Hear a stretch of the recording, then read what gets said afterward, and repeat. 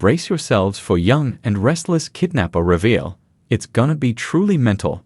Slowly but surely, the pieces are falling into place where the young and the restless Sharon/Phyllis kidnapping mystery is concerned.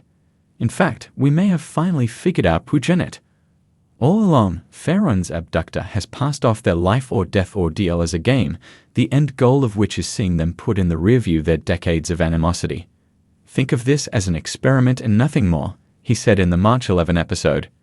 Who would want to play a mind game, much less as cruelly as the voices?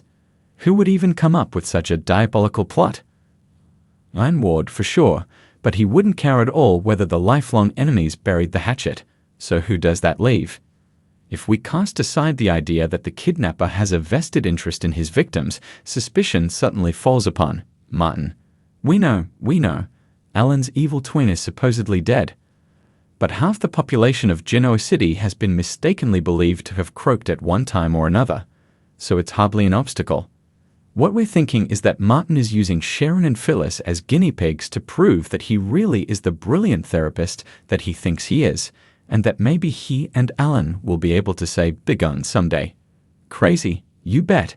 But that's Martin for ya. His resurrection would also give Alan and Tracy something to do besides be cutesy together.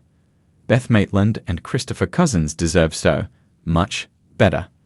If along the way Sharon dies or Phyllis becomes a casualty of Martin's grand experiment, so be it in his mind.